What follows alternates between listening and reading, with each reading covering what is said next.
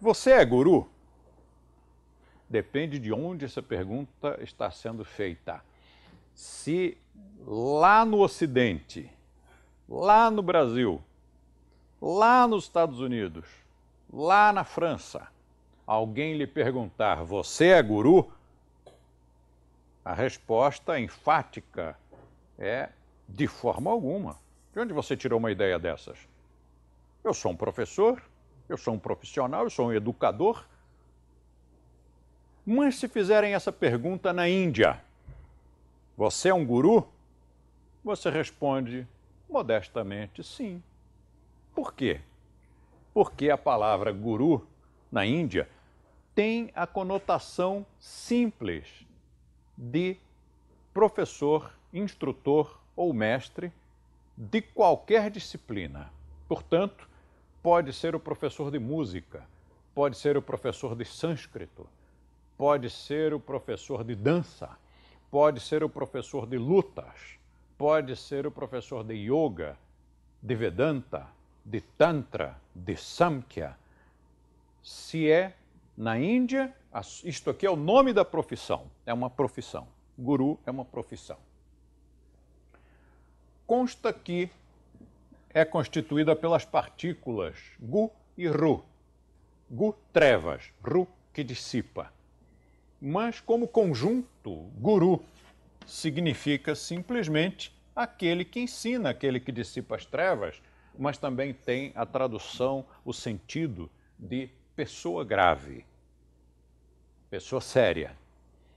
Essa é a tradução não apenas na Índia, esta tradução se encontra nos nossos dicionários. Também aparece como, nos nossos dicionários, como a pessoa que entende profundamente de algum assunto. E em marketing, a pessoa que lidera, a pessoa que realmente sabe muito a respeito. O cobra do marketing, o guru do marketing. Então, guru, para nós não usamos essa palavra no nosso trabalho para evitar mal-entendido, mas ela significa apenas professor. Então vou contar outra vez aqui uma história que ilustra bem esse sentido da palavra guru. Todos os anos eu viajava para a Índia durante 24 anos e todos os anos dava lá um curso em Rishikesh. E no final do curso emitia os certificados, eles eram rodados lá mesmo, nos Himalaias, mas para que os invejosos de plantão não viessem depois a acusar o portador do certificado aqui no Brasil, de que esse certificado era falso ou impresso lá em Madureira, lá no Tatuapé, então o que eu fiz? Passei a registrar os estatutos nos certificados, passei a registrar os certificados na Índia.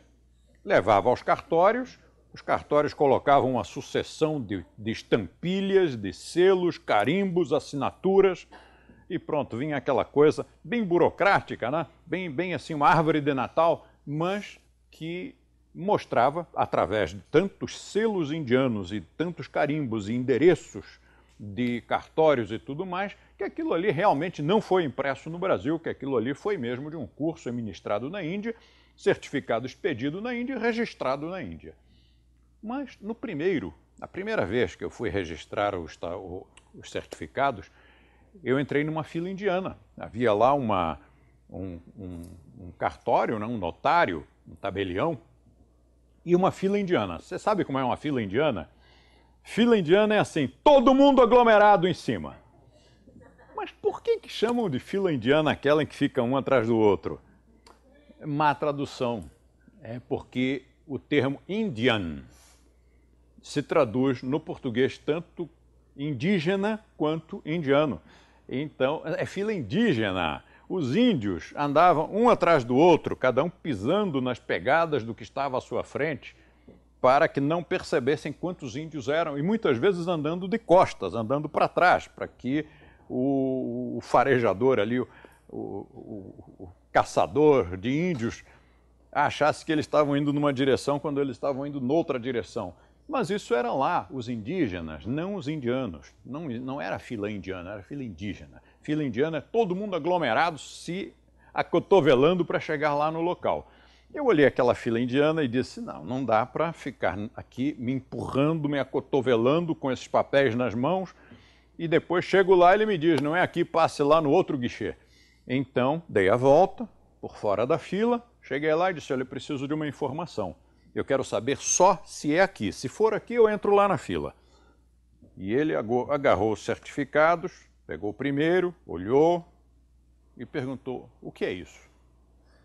Eu disse, bom, está escrito aqui em inglês e aqui em hindi. É um certificado, está escrito aqui certificado. De quê?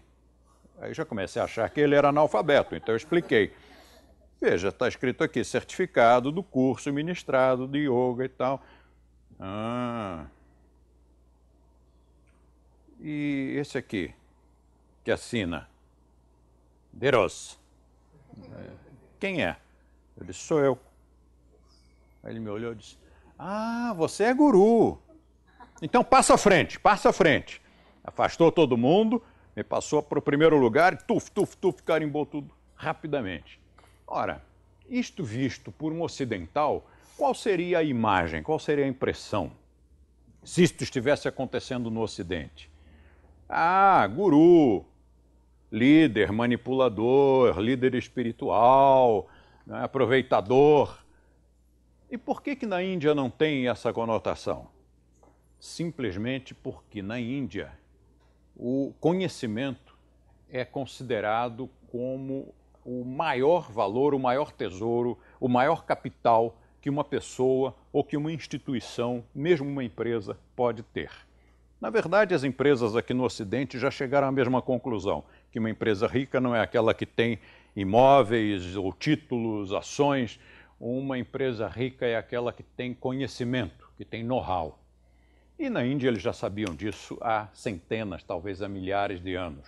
Então, colocaram os professores na casta superior. Os professores foram lá para a casta dos brahmanes, que está acima até mesmo da casta dos reis e dos nobres e dos guerreiros. Por que isso? Porque quem tem conhecimento realmente consegue dominar muito mais do que aquele que tem a espada. Por isso a gente sempre diz que a pena é mais poderosa que a espada. A espada castra com seu fio, mata, sangra, mas a pena coloca, expressa determinadas verdades, determinados princípios, determinados ideais que são capazes de, no devido tempo, matar, destruir a própria espada. Então, o professor lá é muito reverenciado. E já que eu era professor, não importa de quê, podia ser professor primário. Já que era professor, então tinha uma posição especial dentro da sociedade. Espertos eles, inteligentes eles. Por quê? Porque sem o professor, a sociedade não cresce e nem mesmo se mantém, porque o conhecimento, a memória da própria história, das tradições, da tecnologia, do artesanato, das profissões, aquilo tudo não é passado para gerações futuras, se não há quem transmita. Então, eles respeitam muito, muito o professor. Ora, se esse respeito ao professor, que tanto no Japão, quanto na China, quanto na Índia, se esse respeito ao professor, o respeito oriental, for manifestado, for expressado aqui no Ocidente da mesma forma, nós consideramos exagero, nós consideramos aquilo até abuso de autoridade do professor que simplesmente aceita, que simplesmente permite uma tal reverência. Mas nós estamos falando do Oriente, estamos falando da tradição oriental. E então, na tradição oriental existem 3 elementos muito importantes. Um deles se chama Guru Seva, que é o primeiro no discipulado. Depois nós entramos num outro chamado Parampara, que é a transmissão oral do conhecimento. E depois vem o Kripa, que é a transmissão da força ou a iniciação em si.